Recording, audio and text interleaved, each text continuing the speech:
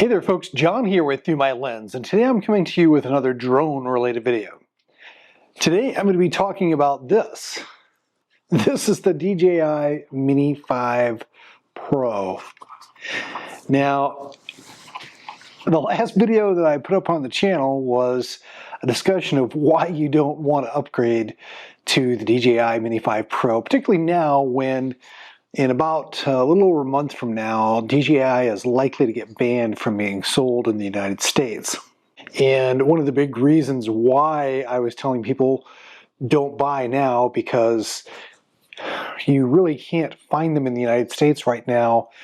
And when you do, or typically, wherever you're buying them from, internationally, the price is elevated if it's coming to the US because of tariffs.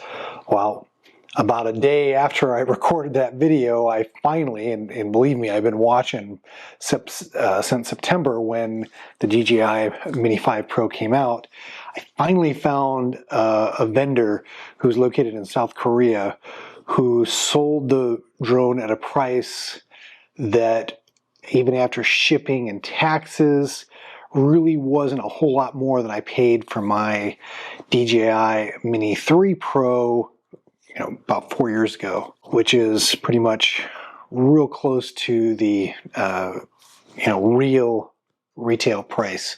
So I went ahead and jumped on it, got it quick. It was here in like 3 days. It went from South Korea to Anchorage to Memphis, and then out for delivery. So it was really quick getting here, very smooth. There were no surprise charges when it arrived.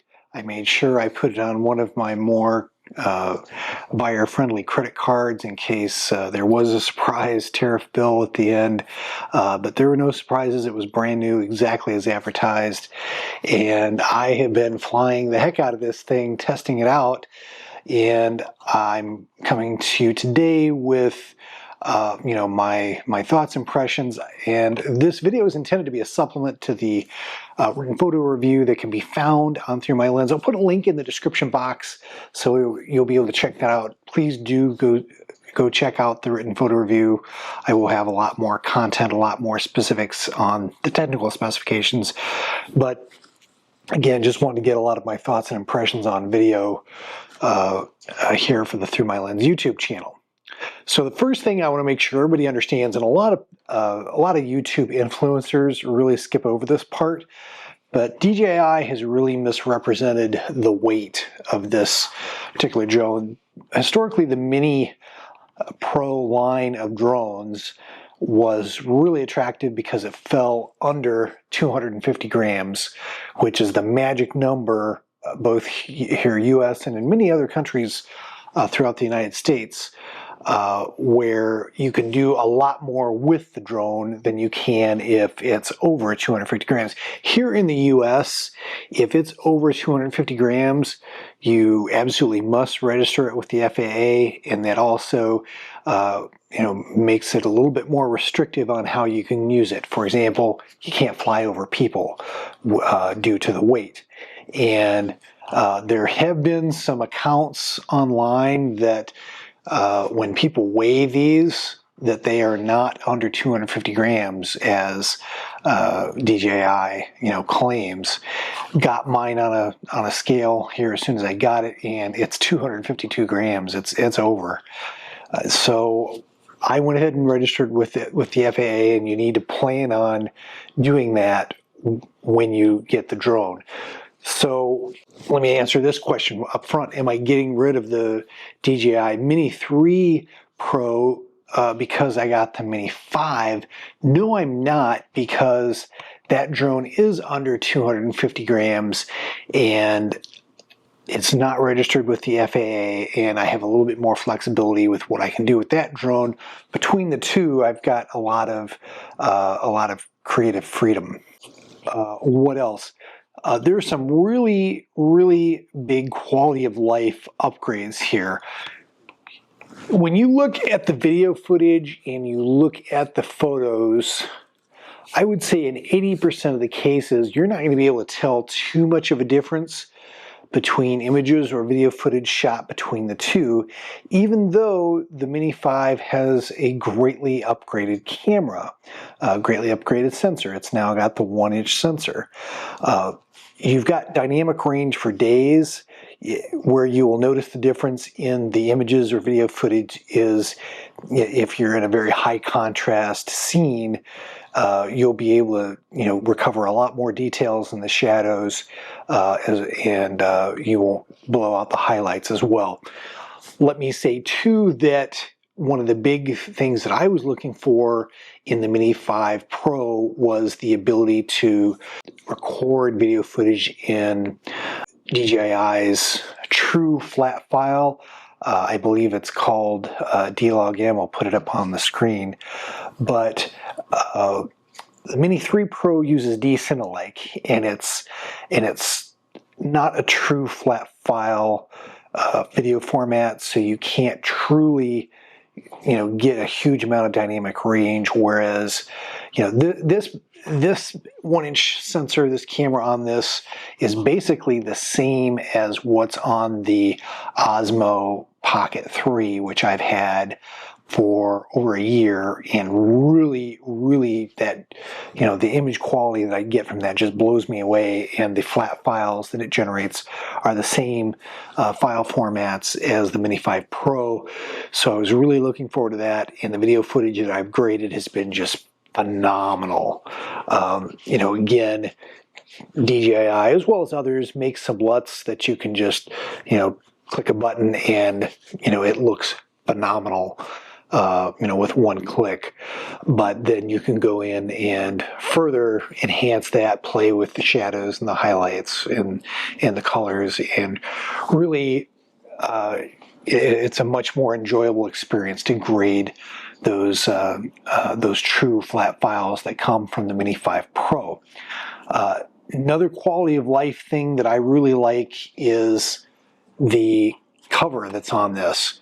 You can see that it's got a kind of a strap that hooks into the vents that are on the side of the body here and wraps around with the cover and comes up to the top here. The nice thing about that is not only is the gimbal completely protected, the cover on my Mini 3 Pro did that, but the props, if you put this on correctly, the props are held in place and they don't flop around. I was always afraid when I was inserting this into my bag that I would snap one of the props when it was going in, because they were just kind of flopping around. This is a much more secure system, and it's much easier to put on than the cover that's on the Mini 3 Pro. So this is a fantastic design, really like that. They've upgraded the props as well. It's a toolless design. There were a lot of complaints on, I believe, the Mini 4 and maybe even the Mini 3 Pro that you did need like a jeweler's screwdriver to be able to remove those. I was fortunate that I never had to replace any of the props on my Mini 3 Pro, so I didn't run into that particular headache. But it is an improved design here. Again, another big improvement for me.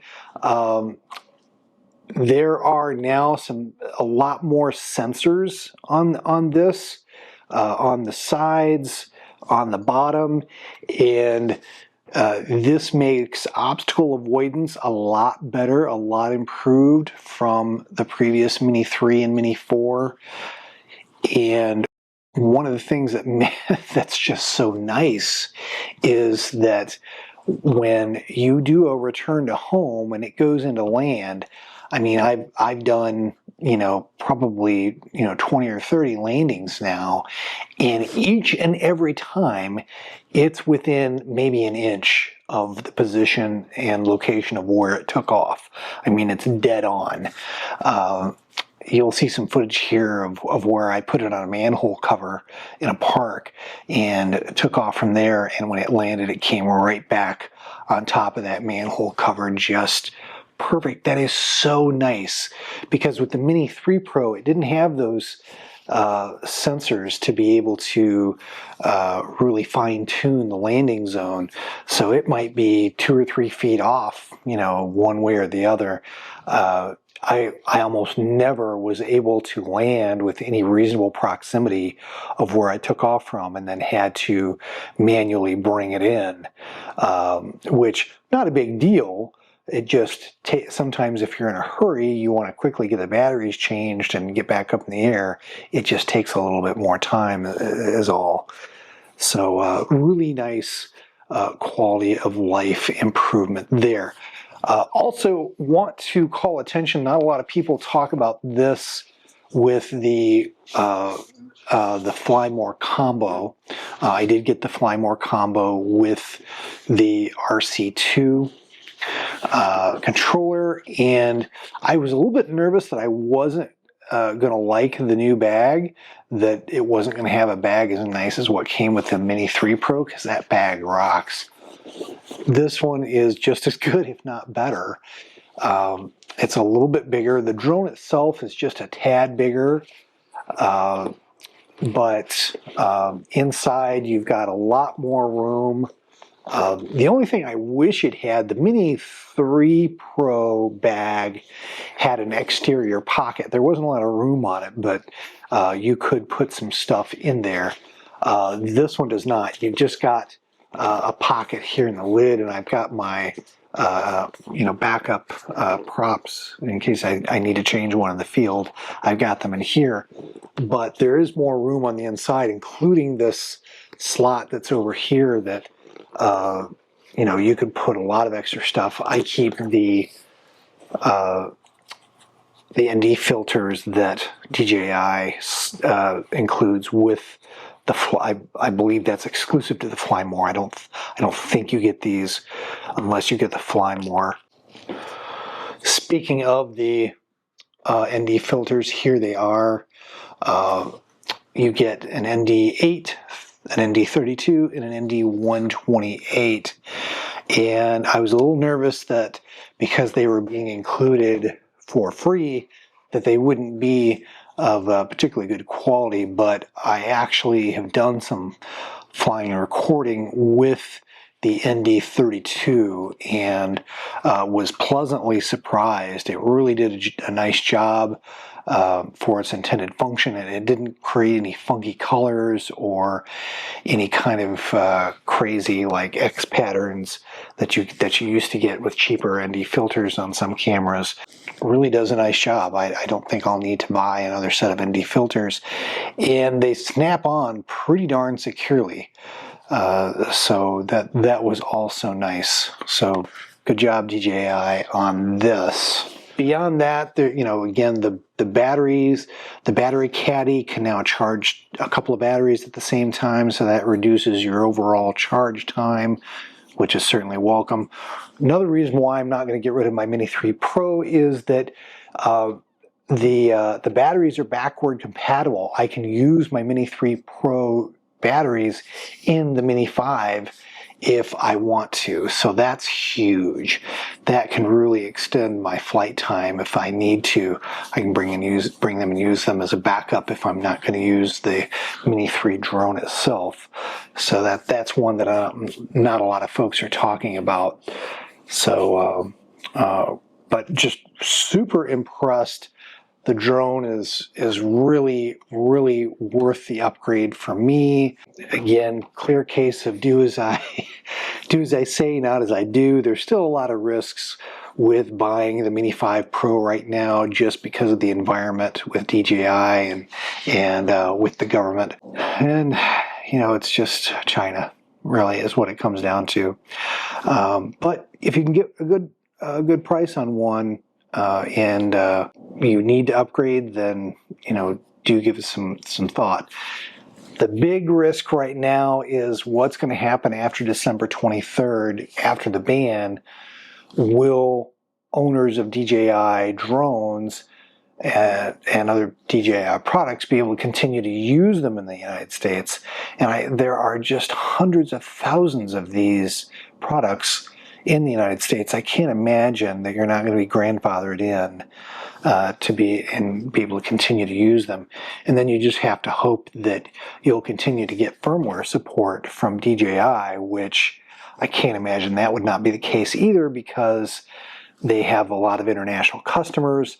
They will continue to release firmware updates, and if you're in the United States, you should be able to download those and use those. So I think it's pretty low risk. As a matter of fact, I think there's a good chance that after the December 23rd and what appears to be, a ban that is going to definitely go through after the 23rd, I think the stuff, the prices are going to probably increase. So again, one of the reasons why I wanted to get it now while I could at a reasonable price. Well, there you have it. There's my thoughts on the Mini 5 Pro from DJI. I will do probably a long-term review here next year. But hope you've enjoyed this video. Take care. God bless. We'll see you in the next video. I hope you've enjoyed this production from the ThruMyLens YouTube channel. If you did, please click on the like button and do share the video on social media. If you'd like to see more content like it, please do subscribe to the channel, follow me on Instagram and Facebook, and do check out ThruMyLens at www.thrumylens.org.